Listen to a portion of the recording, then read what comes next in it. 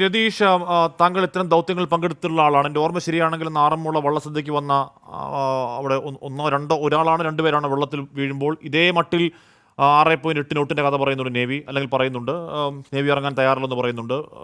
രതീഷ് അടക്കമുള്ളവർ അന്നവിടെ ഇറങ്ങുന്നുണ്ട്. ബോഡി കിട്ടിയെന്ന് തോന്നുന്നു അന്ന്, അല്ലേ?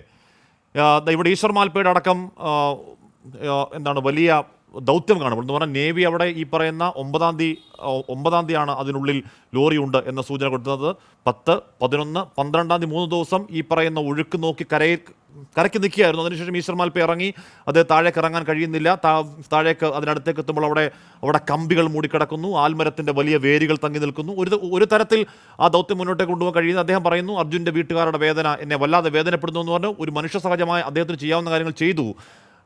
ഈ ദൗത്യം എത്രത്തോളം ചലഞ്ചിങ് ആണെന്നാണ് ഒരു മുങ്ങൽ വിദഗ്ധൻ അല്ലെങ്കിൽ സമാനമായ ദൗത്യങ്ങളിൽ ഏർപ്പെട്ട ഒരാൾ, റെസ്ക്യൂർ എന്നുള്ള നിലയ്ക്ക് രതീഷ് തോന്നുന്നത്?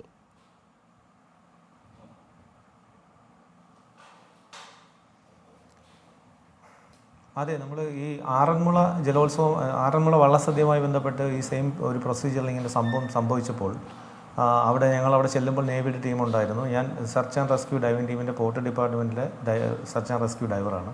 അപ്പോൾ നമ്മളവിടെ ചെല്ലുന്ന സാഹചര്യത്തിൽ ഈ ഒരു സെയിം സിറ്റുവേഷനാണ്. കാര്യം നേവിയുടെ ഒരു പ്രൊസീജിയർ വെച്ചിട്ട് 2 and 3 നോട്ടിന് മുകളിലോട്ടുള്ള കറണ്ടിൽ ഒരിക്കലും ഡൈവിങ് ചെയ്യാൻ ഇറങ്ങത്തില്ല. കാര്യം നമുക്ക് അവർ ബോട്ട് മുകളിലിട്ട് ചെയ്യുന്നതല്ലാതെ നേവിയുടെ ഒരു ഡൈവറിനെ ഇറങ്ങാം. സോ നമ്മൾ പ്രാദേശികമായിട്ടുള്ള ഇപ്പം നമ്മളിപ്പോൾ ഈ പറയുന്ന പോലെ ഇന്നലെയുമായിട്ട് രക്ഷാപ്രവർത്തനം നടത്തിയ അവിടുത്തെ പ്രാദേശികമായിട്ടുള്ള ഡൈവർമാർക്ക് ആ ഒഴുക്കിനെയും അതിൻ്റെ ആ ജലത്തിൻ്റെ ആ രീതിയും ഇല്ലെങ്കിൽ അവിടുത്തെ ഒരു ഭൂഘടനയൊക്കെ മനസ്സിലാവും. അതുപോലെ തന്നെയാണ് നമ്മൾ ഈ ആറന്മുള എന്ന് പറയുന്നത് നമുക്കറിയാവുന്ന ആറന്മുള വെള്ളം വറ്റിയ സമയം നമ്മൾ കണ്ടിട്ടുണ്ട്, കുത്തൊഴുക്കും നമ്മൾ കണ്ടിട്ടുണ്ട്. ആ ഒരു എക്സ്പീരിയൻസ് വെച്ചിട്ടാണ് ഞങ്ങളവിടെ ഇറങ്ങിത്തിരിക്കുക. പക്ഷേ അതിശക്തമായ ഒഴുക്കാണ്. കാര്യം ഒരു ഡൈവർ നേരിടുന്ന ഇല്ലെങ്കിൽ ഒരു വർക്കിന് വേണ്ടിയിട്ട് ഇല്ലെങ്കിൽ നമ്മൾ താഴേക്ക് ഇറങ്ങുമ്പോൾ ഒരു ഡൈവർ നേരിടുന്ന നിരവധി പ്രശ്നങ്ങളുണ്ട്. കാര്യം ആദ്യം ഫേസ് ചെയ്യുന്നത് ഈ പറയുന്ന ശക്തമായ ഒഴുക്ക് തന്നെയാണ്. കാര്യം നമുക്കവിടെ സ്റ്റേബിളായിട്ട് നിൽക്കാൻ പറ്റിയില്ലെങ്കിൽ, നമുക്കത് നിന്ന് പ്രവർത്തിക്കാൻ പറ്റുന്ന ഒരു പ്ലാറ്റ്ഫോം ഇല്ലെങ്കിൽ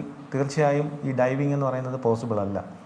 എങ്കിൽ പോലും നമ്മൾ അവിടെ വരുന്ന സമയത്ത് ഈ പൊതുവെ ഈ പറയുന്ന ഇത്തരം വികാരങ്ങളുണ്ടാകും. കാര്യം നഷ്ടപ്പെടുന്നവനാണ് അതിൻ്റെ വേദന എന്ന് പറയുന്ന പോലെ അവിടെ നിൽക്കുന്ന ജനങ്ങളുണ്ടാവും, ജനപ്രതിനിധികളുണ്ടാവും. അവരെല്ലാം സാധ്യമായ കാര്യങ്ങൾ ചെയ്യാൻ എന്താണ് നമുക്ക് പറ്റുന്നത് വെച്ചാൽ അപ്പോൾ ആ ഒരു റിസ്ക് എടുത്തുകൊണ്ടാണ് ഞങ്ങളന്ന് അവിടെ ഡൈവ് ചെയ്തത്. പക്ഷേ നമ്മൾ 2-ാമത്തെ ദിവസം ഈ ശരിക്കും ബോഡി കിട്ടുന്നത് ചെങ്ങന്നൂരിൽ നിന്നാണ്.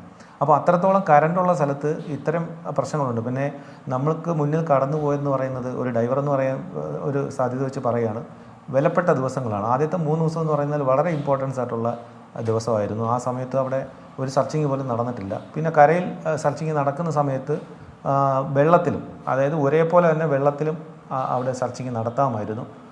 അതും അവിടെ കാണാൻ കഴിഞ്ഞില്ല. അപ്പോൾ അങ്ങനെയുള്ളൊരു ഈ പറയുന്ന ഒരു സിസ്റ്റത്തിൻ്റെ പ്രശ്നങ്ങൾ അവിടെ സംഭവിച്ചിട്ടുണ്ട്. പക്ഷേ ഞാനിത് ആരെയും കുറ്റം പറയില്ല. കാര്യം നമ്മളൊരു ഡൈവർ താഴെ പോകും. ഇപ്പം നമ്മൾ എന്താ പറയുക, ഉറപ്പിച്ച് പറഞ്ഞിരിക്കുകയാണ് അവിടെ ഒരു ഡൈവർ ഇറങ്ങി സാധ്യമായ ഒരു കാര്യം നമുക്ക് ചെയ്യാൻ കഴിയില്ല എന്ന് പറഞ്ഞാൽ മാൻ പവർ ഉപയോഗിക്കാൻ പറ്റാത്ത സ്ഥലങ്ങളിൽ ടെക്നോളജി നമ്മളവിടെ ഉപയോഗിക്കണം. അതിന് നമ്മൾ എന്താ പറയുക, ഇപ്പോൾ ഒരു ദുരന്തം ഉണ്ടായിക്കഴിഞ്ഞാൽ ഒരു 2-3 മണിക്കൂറിനായിരിക്കും ഉള്ളിലായിരിക്കും ഞങ്ങളുടെ ടീം അവിടെ ചെല്ലുന്നത്. എന്ന് പറയുന്നത് പോലെ ഒരു ജീവൻ രക്ഷാ പ്രവർത്തനമാണ് നമ്മൾ ഉദ്ദേശിക്കുന്നതെങ്കിൽ. ഇവിടെ നേവിയുടെ പ്രോട്ടോകോൾ ഒക്കെ ശരിയാണ്. ഇപ്പോൾ 2 to 3 നോട്ട്സ് എന്ന് പറയുന്നതും ശരിയാണ്.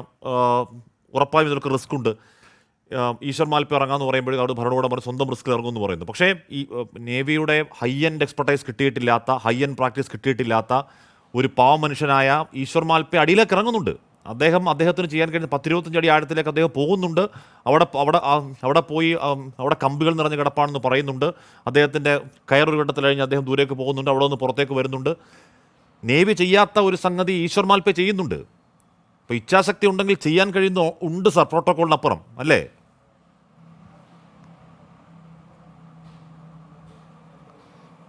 തീർച്ചയായിട്ടും പ്രാദേശികമായിട്ടുള്ള കാര്യങ്ങൾ വരുമ്പോൾ നമുക്ക് തീർച്ചയായിട്ടും ആ ഒരു ജലാശയത്തിൻ്റെ അതിൻ്റെ ഒഴുക്കും അതിൻ്റെ ഈ ഡെപ്തും അല്ലെങ്കിൽ ആ പുഴയുടെ വീതിയും ഒക്കെ മനസ്സിലാക്കിക്കൊണ്ട് നിരന്തരമായി ഈ ഇത്തരം രക്ഷാപ്രവർത്തനങ്ങളിൽ നിൽക്കുന്ന ആൾക്കാർ അത് ഇറങ്ങി അവർ ചെയ്യാൻ തയ്യാറാവും. പക്ഷേ ഒരു പ്രശ്നം എന്ന് പറയുന്നത് അദ്ദേഹത്തിന് പോലും നേരെ താഴെ പോയി നിന്ന് ജോലി ചെയ്യാൻ പറ്റാത്ത, ഇല്ലെങ്കിൽ ഇത് കണ്ടെത്താൻ പറ്റാത്തൊരു കാര്യം.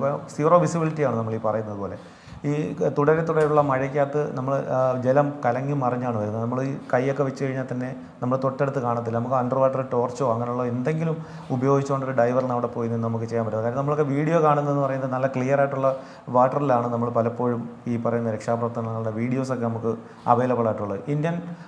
ഇല്ലെങ്കിൽ നമ്മുടെ ഇന്ത്യയിലെ തന്നെ ഇല്ലെങ്കിൽ നമ്മുടെ സംസ്ഥാനത്തിലെ തന്നെ ഓപ്പൺ വാട്ടേഴ്സൊക്കെ എടുത്തു കഴിഞ്ഞാൽ പൊതുവെ ഈ സമയങ്ങളിൽ കലങ്ങി മറിഞ്ഞ് ഈ പറയുന്ന നമ്മുടെ ഇവിടെ മൺസൂൺ ടൈമാണ്. അതുപോലെ തന്നെ ഓരോ സംസ്ഥാനത്തിൻ്റെ ഇത് വെച്ചിട്ട് ആ സമയങ്ങളിൽ, പക്ഷേ നമുക്ക് നവംബർ ഡിസംബറിലൊക്കെയാണ് നമ്മുടെ ഇവിടുത്തെ വെള്ളങ്ങൾ തെളിയുന്നത്. പക്ഷേ ഇതൊന്നും അല്ല ഞാൻ പറയുന്നത് വെച്ചാൽ ഒരു ഡൈവർ നമ്മൾ താഴേക്ക് പോകുമ്പോൾ തീർച്ചയായും ആ പ്രാദേശികമായിട്ടുള്ള ഒരു എക്സ്പീരിയൻസ് വെച്ചിട്ടാണ് അവർ ചെയ്യാമെന്ന് പറഞ്ഞത്. കാര്യം വേറൊന്നും കൊണ്ടല്ല, നമ്മുടെ ഒരു സഹോദരൻ്റെ ജീവൻ നഷ്ടപ്പെട്ട് ഇത്രയും ദിവസമായിട്ട് ചെയ്യുമ്പോൾ നമുക്കവിടെ എന്തെങ്കിലും അഡ്വാൻസ് ആയിട്ട് ചെയ്യാൻ സാധിക്കുമോ എന്നുള്ളതാണ് അവിടെ നോക്കിയെന്നാണ് എനിക്ക് മനസ്സിലാക്കാൻ കഴിയും.